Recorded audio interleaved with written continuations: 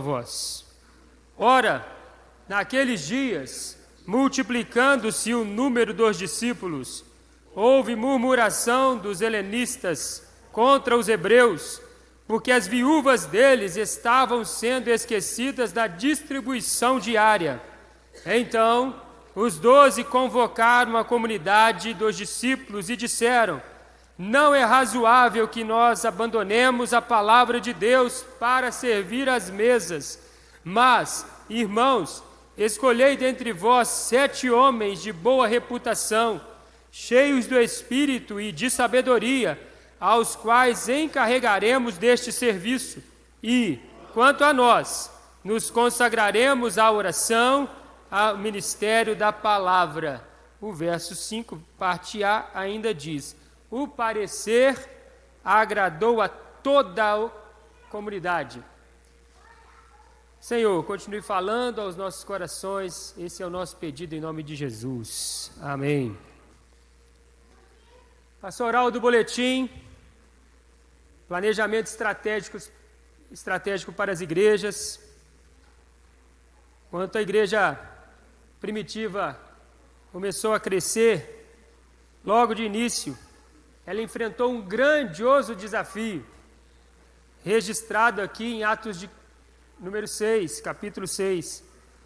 Nós percebemos, meus irmãos, que a igreja tinha algo muito caro, porque era algo muito caro para os israelitas de uma maneira geral.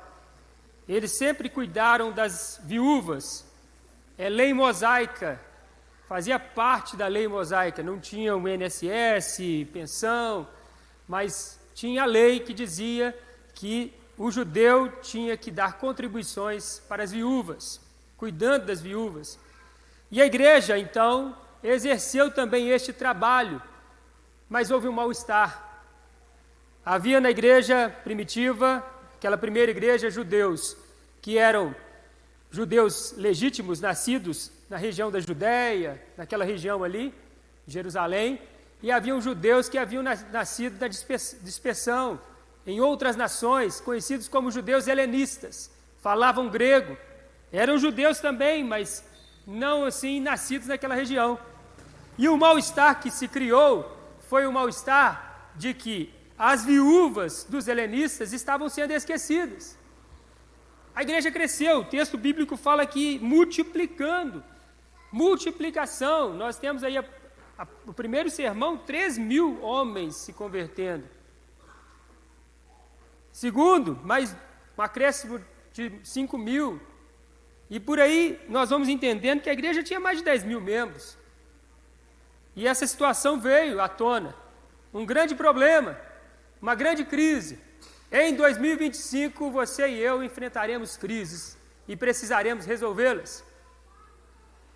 Mas se nós estivermos organizados, com um bom planejamento para o próximo ano, creio que nós, buscando a Deus, a orientação de Deus, como foi aqui, nós veremos a bondade de Deus e veremos o cuidado de Deus nos direcionando para todas as coisas. Perceba que o problema vem. É levado, então, esse problema para a liderança da igreja, os 12 apóstolos. Com toda certeza, o texto não fala de oração, mas eles oraram, se reuniram para orar e planejar o que nós vamos fazer, como vamos solucionar esse momento de crise. E a solução foi algumas decisões. Depois da oração, depois da conversa, primeira decisão: nós não vamos servir as viúvas, pessoalmente falando. Nós vamos manter o foco. Primeira decisão dos apóstolos foi manter o foco. Qual é o foco dos apóstolos? Daqueles que foram chamados para liderar a igreja, ungidos para esse ministério. Pregar a palavra, ensinar a palavra. Nós não vamos conseguir fazer as duas coisas ao mesmo tempo. E quando acumulamos ali atividades, o que acontece? Fazemos as duas de qualquer jeito. Não damos o nosso melhor.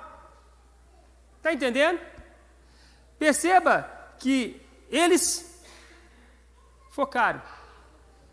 A palavra de Deus é importante. Não que as viúvas não fossem importantes, com toda certeza. Não é discriminação a decisão. Vamos parar, né, de enxergar discriminação em todas as coisas. Não, eles só estavam entendendo assim, se nós fizermos as duas coisas, não vai sair direito. Nós precisamos pregar a palavra, nós precisamos orar, nós precisamos focar. Está escrito aqui, e quanto a nós, nos consagraremos à oração e ao ministério da palavra. Na igreja, meu irmão, não tem serviço mais importante do que o outro. Mas existem os serviços que Deus nos chamou para fazer. Então, se Deus nos chamou para pregar, vamos pregar. Se Deus nos chamou para exercer a diaconia, vamos exercer a diaconia. E maior é o que serve, de acordo com Cristo Jesus. Se formos parar para pensar, maiores seriam esses que foram eleitos diáconos. Manter o foco. Depois nós vamos ver que o texto da nossa pastoral também nos chama a atenção, que eles então resolvem criar uma organização dentro da igreja, e assim então é instituída a primeira junta diaconal da igreja de todos os tempos. A primeira está aqui. Vamos escolher 7, que tem que ser de boa reputação. Por que eles têm que ser de boa reputação? Porque eles vão cuidar das pessoas, eles vão mexer com dinheiro. Não pode ser qualquer pessoa, não pode ser pessoa desequilibrada financeiramente, não, tem que ser gente equilibrada financeiramente para cuidar das finanças dos outros. É a segunda decisão deles. Então, você percebe como que, assim, eles resolveram da melhor maneira, inspirados pelo poder de Deus. Na sua vida, em 2025, você vai ter que solucionar muitas crises. Na sua casa, entre os seus familiares, no seu trabalho, no seu local de estudo, seus negócios. Você vai precisar lidar com as crises.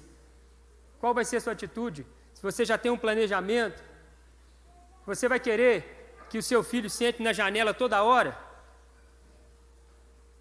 Está entendendo? O problema não é o filho, o problema é a mãe e o pai.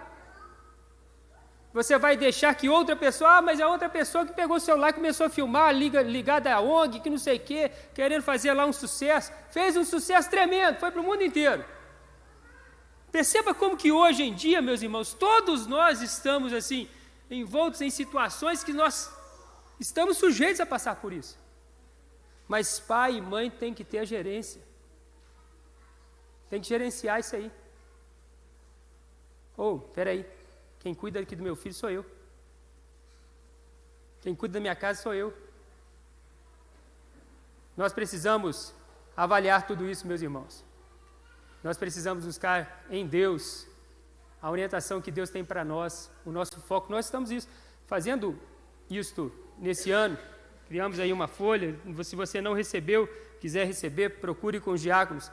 Nós temos uma folha para todos os membros da igreja, qualquer pessoa da igreja quiser pegar, para planejar e orar durante esse mês de dezembro e trazer no culto da virada ou no primeiro culto de janeiro, para orarmos juntos por esse resumo que você criou sobre o seu planejamento para a sua vida, para a sua família, para a nossa igreja.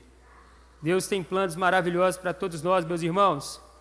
Este pequeno episódio mostra-nos um equilíbrio entre a ação do Espírito Santo, planejamento, foco, processo decisório, delegação de funções, atendimento aos necessitados e energia na execução da visão de Deus.